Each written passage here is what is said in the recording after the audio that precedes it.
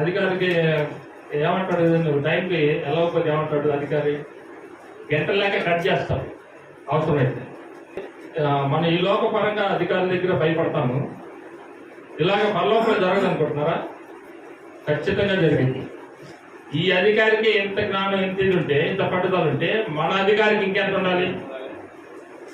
అవునా కదా? సృష్టికర్త అనే దేవుడు, నిన్ను సృజించిన వాడు, తన పని కోసం నిర్మించుకున్నవాడు. ఇంకో మాట చెప్పాలంటే తన పని కోసం నిర్మించుకున్నాడు మనల్ని, నీ కోసం నా కోసం కాదు. భూలోకంలో తన మహిమ కోసము తనని స్తుతించాలని, తనని ధ్యానించాలని, ఆరాధించాలని పుట్టించాడు ఈ మనిషిని. అవునా కదా? ఎవరి స్వరూపంలో? తన స్వరూపంలో ఆయన నిర్మించుకున్నాడు, ఆయనకి మహిమ రావడానికి. ఆ యెషయా ఆరాధించాలని అంటాడు, దేవదూతలు పరిశుద్ధుడు పరిశుద్ధుడు పరిశుద్ధుడు అని స్తుతిస్తూనే ఉన్నాయి. అది నేర్చుకోండి, రేపొద్దున మీరు కూడా స్తుతించాలంటాడు. అది నేర్చుకోవాలంటే ఎక్కడ నేర్చుకోవాలి? ఈ మందిరంలో పరిశుద్ధ స్థలంలో నేర్చుకోవాలి. నువ్వు ఇంటికాడ నేర్చుకుంటే రాదు కదా, నువ్వు ఏదేదో పనులు చేస్తుంటే రాదు. దేవుడి పరిశుద్ధ స్థలంలో పరిశుద్ధ పాదాల దగ్గర ఉండి స్తుతిస్తే కానీ రేపు పరలోకంలో మనము దేవుడి దగ్గర స్తుతిస్తానికి అవకాశం ఉంటుంది. ఇది నేర్చుకోవడానికి ఈ మందిరాలు ఉంది, ఇది సిద్ధపాటు కొరకు ఈ మందిరాలు ఉంది. పరలోక రాజ్యానికి సిద్ధపాటు కలిగి ఉండడానికి ఈ మందిరాలు మనకి ఇచ్చాడు. ఎందుకని బోధింది చేస్తాడు?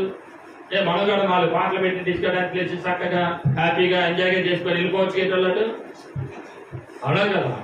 ఎందుకని వెళ్ళలేదు? ఎందుకని వాక్యాలు చెప్పిస్తున్నాడు? ఎందుకని ఖండిస్తున్నాడు? ఎందుకు అలాగ భారంతో చెప్తున్నాడు? ఎందుకు ఏడుస్తూ చెప్తారు సేవకులు? ఎందుకు దుఃఖంతో చెప్తారు సేవకులు? ఎంత భారంతో వస్తారు సేవకులు? ఎంత కాలం సిద్ధపడతారు ఈ యొక్క వాక్యాలు? ఎన్ని రోజులు సిద్ధపడి వస్తారు? ఎంత ప్రార్థన చేస్తారు? ఎందుకో తెలుసా? పరలోకంలో నువ్వు ఉండాల్సిన స్థితిని మర్చిపోకూడదని, పరలోకంలో నీ స్థితిగతులు ఏంటో తెలుసుకోమని, నువ్వు ఎలాగ ఉండాలో పరలోకంలో నేర్చుకోమని. ఇక్కడ సిద్ధపడకపోతే అక్కడ నువ్వు వెళ్ళలేవు. అవునా కదా? సిద్ధపాటు, ఇది సిద్ధపాటు.